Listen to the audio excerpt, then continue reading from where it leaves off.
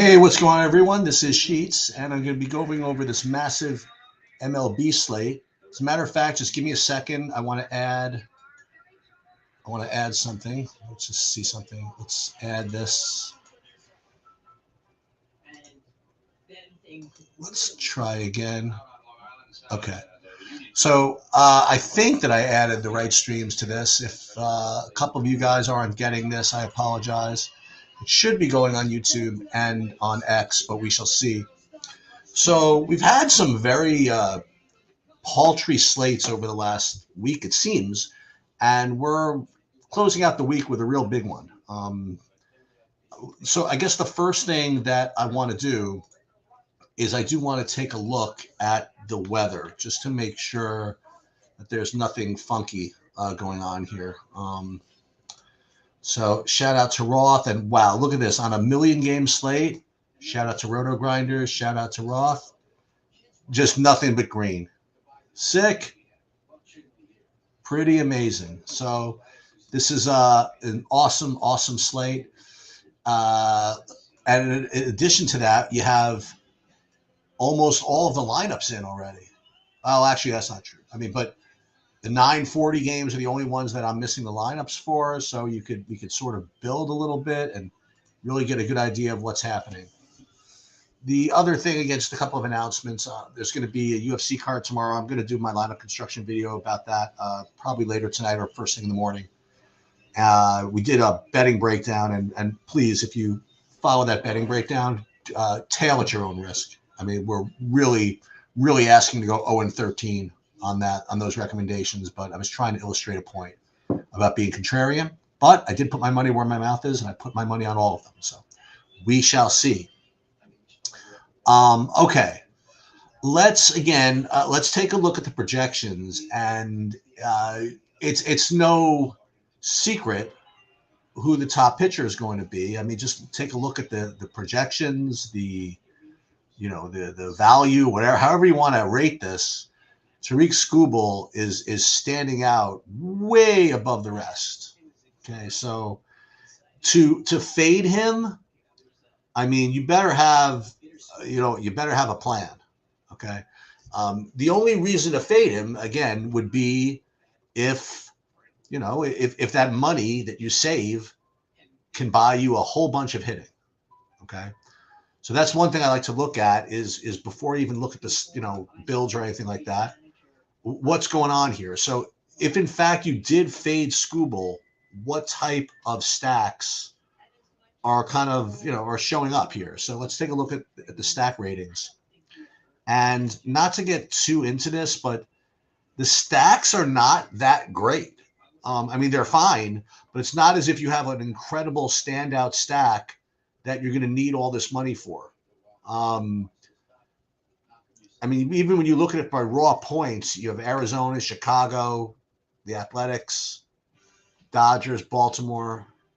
And when we sort by any of my value ratings, Arizona and Cleveland look to be slightly better, but then there's Minnesota. So if we did have to rank these, I would say Arizona, Cleveland, Minnesota. These would be the three top rated as far as stacks go. So you could probably build by hand rather easily with Skubal and one of these, whether it be Arizona, Cleveland, or Minnesota. And, as far as your SP2, I mean, really, all these guys look pretty similar to me, between Gallen, Sanchez, Bibby, whatever, Pivetta. You could afford to get up to Hunter Brown, whatever. So it's a very easy slate to build by hand.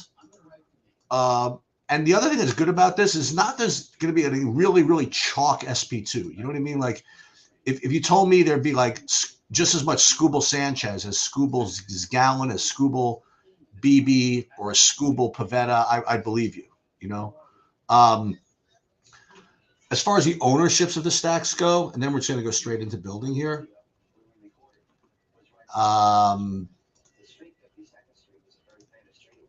It doesn't look like anybody's that highly owned. Arizona does look like the highest owned, but Cleveland and Minnesota are looking pretty sweet. with respect to getting some lower owned stacks. So if I had to listen, if you didn't have an optimizer, if you didn't have SaberSim, whatever, you just had to go by my projections and my instinct, I would say Scooble X with either Cleveland or Minnesota, because they're lower owned than Arizona. That would be my. You just came just perusing by here and said, cheats, what do you like? That's what I would say. Scooble X and either Cleveland or Cleveland or Minnesota as kind of my 5. But we don't play that way. We're going to use SaberSim and kind of try to build a portfolio of lineups, and we're going to see what that looks like. All right. So let's. This is SaberSim. How come I can't? Okay, here we go.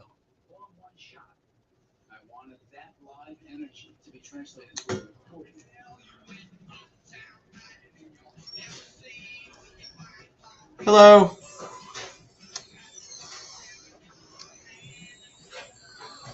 Hello.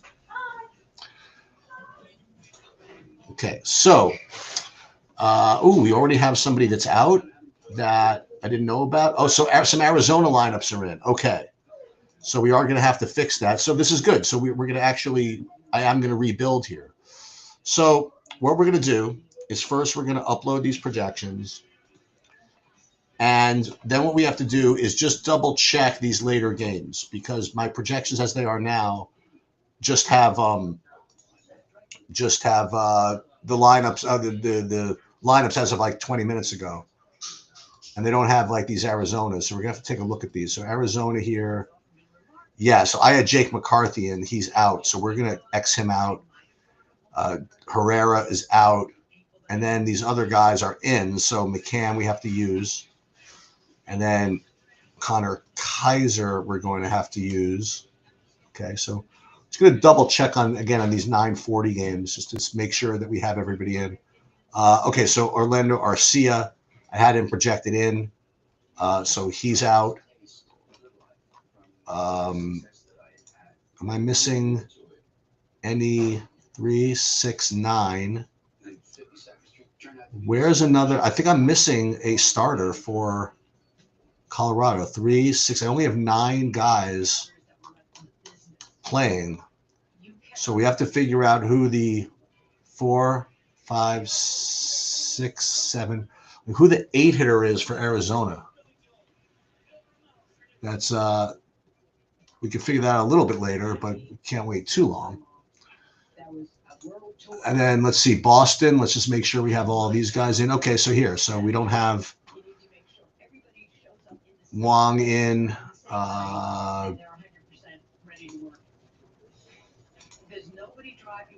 Yeah, we're going to have to probably late swap this because we can't give these guys 0 ownership. Otherwise, we'll end up with like too much of them. So we'll just give them 1% for now. So now we do have all the Boston guys correct. Let's look at San Diego. Elias Diaz is in, so we're going to use him. That's good. Tampa's not in yet. Let's take a look at Seattle. So we'll get rid of Solano. We'll include Solano. And it looks as though we should be good to go. All right. So I think we have all the projected players in, and we're going to build. We could build 10,000, 20,000, whatever it is. We'll build 10,000 lineups.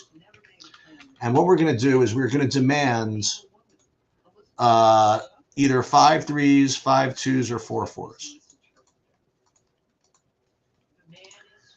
And we're just going to hit blast, and then we're going to build these things.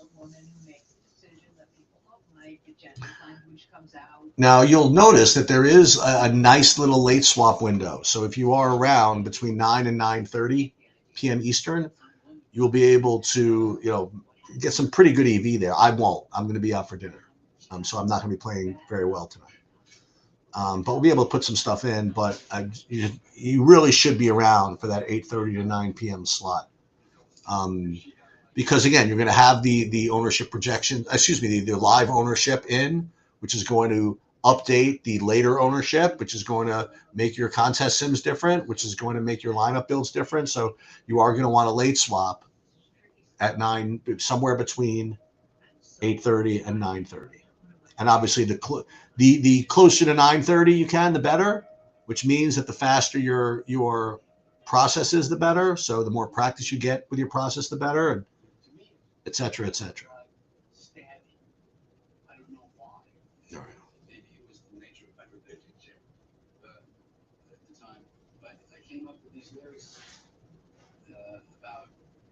Being emasculated by a relationship because she was.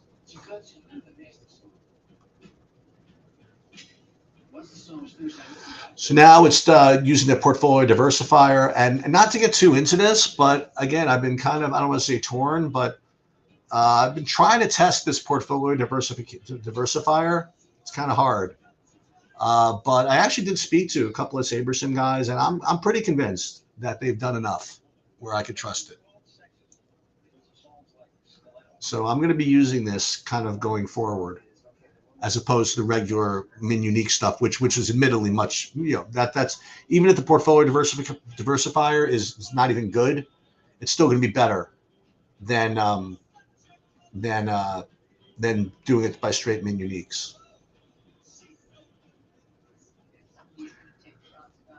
Okay, so now it's diversifying the lineups.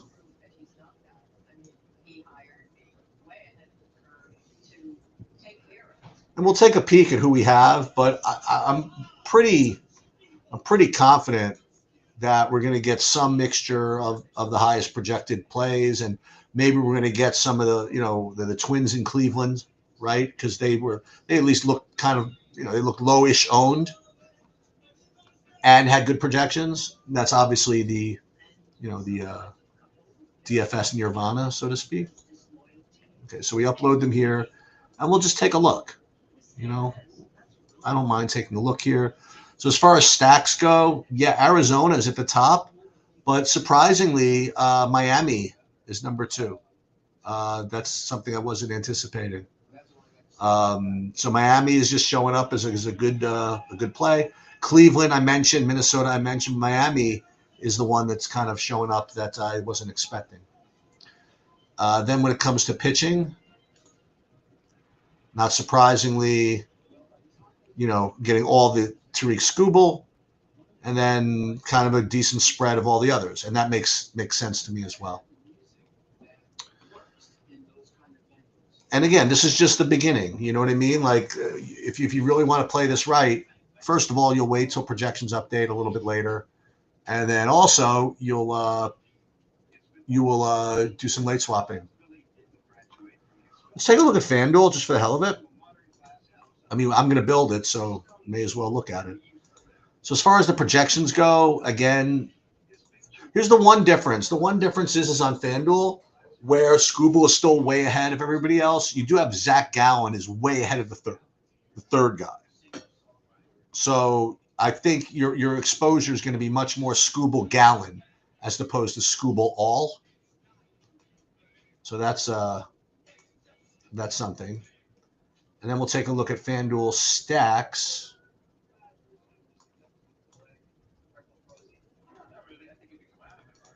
FanDuel stacks, Arizona Athletics.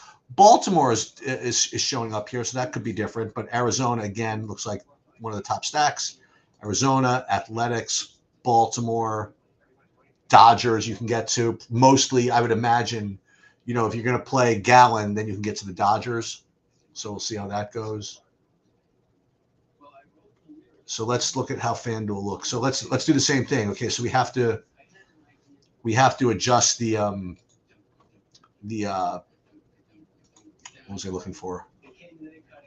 We have to adjust the projections for those late games. So let's go and do that again. And I will try to update the projections in total, but I don't know if I'll have time. So Arizona, let's get rid of the guys that are not in.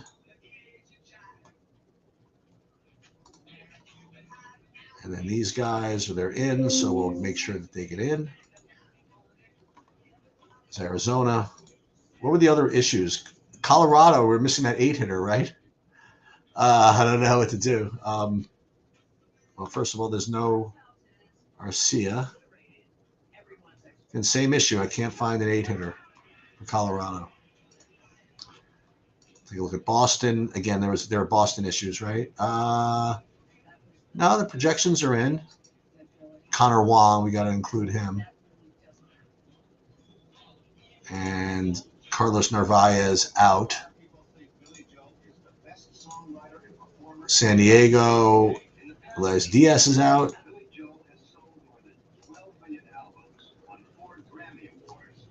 Is that good? We have everybody now? Yep. Tampa's not in yet anyway. Seattle. Got to get rid of Donovan Solano. And include everybody. So he's good, but Josh Naylor is out. So you gotta stay on top of that a little bit. Okay, so I think that we're good to go. And we're going to rebuild the lineups again for stack exposure. We're going to use just 4 3s and 4 4s. And then we are going to just let her fly.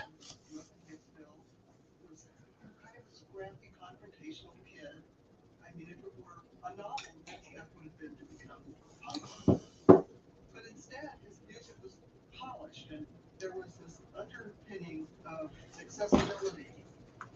And a lot of what was complex and articulate about him and his music was overlooked because he was topping the charts. When everything's going good, I tend to worry about, okay, when's the other shoe going to drop? When is the end of this great run going to happen? Because it's going to happen. You know, when you look at Billy Joel's career, he really hits the mainstream in 1977 with A Stranger. And I think it's important to remember, like, what else was going on in the music world, especially in the critical community. There was a big embrace of punk music at that time. You know, 1977, you have Talking Heads, and Suicide. And it's this very confrontational, anti-authoritarian type music. And it was very easy, I think, to paint someone like Billy Joel as the authority. You know, he's with Columbia Records. He's the biggest selling artist at that moment in time. So I think Billy Joel was a very convenient target for, this is everything that we're against. You don't belong here, you know, like, get out. To this and Paul Nelson's review of the album Glass Houses and Rolling Stone. Yeah, we built 20,000 lineups. That's why this one's taking a little bit longer.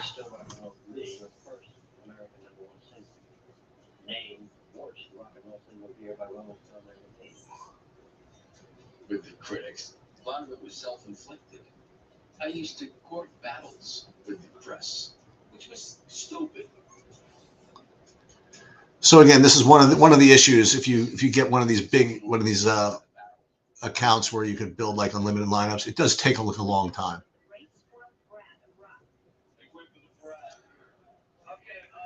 Okay, so here we go. So now we're into diversification. We're into sim mode, and this is something to really consider. You know, when you're considering your process, is how long it takes you.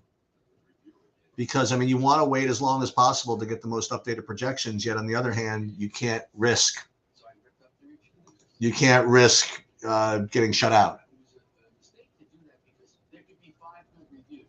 What did I pay attention to? The one bad review. But I had a chip on my shoulder. I think the chip on the shoulder thing comes from being a Long Islander. I got into fights, and I had to learn how to defend myself. I can't say there was ever a time where I wasn't struggling with something. There's always a struggle to the end. And so I learned life is a fight. And that was a good lesson to learn.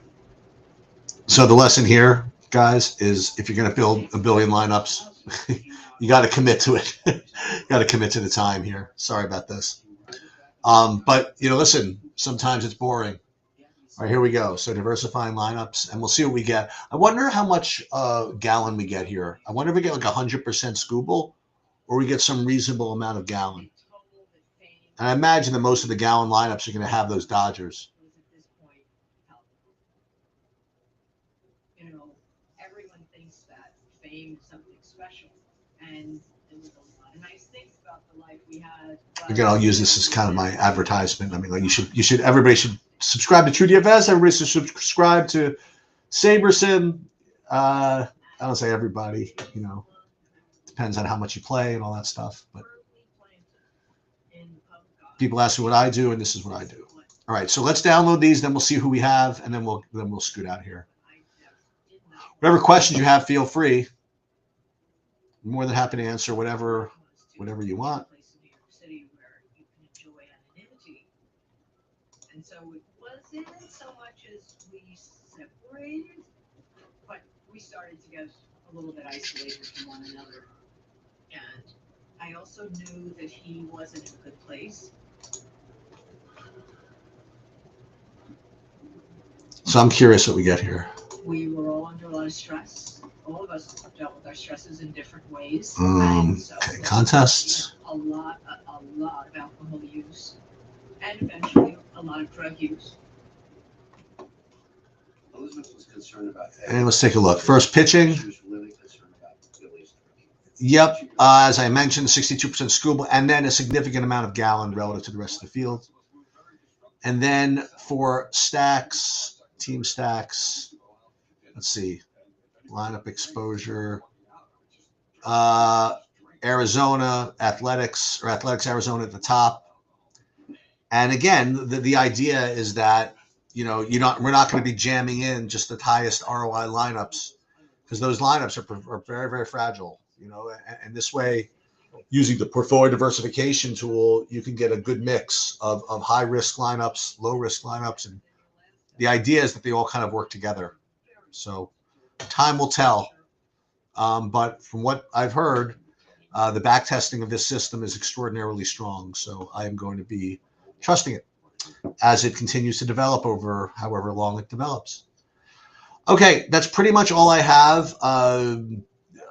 Good luck to everybody who's in the NASCAR event, the Truck Series event, and UFC tomorrow and everything else over the weekend. NFL is right around the corner. Looking forward to that. Looking forward to Survivors, pool stuff, all kinds of great stuff.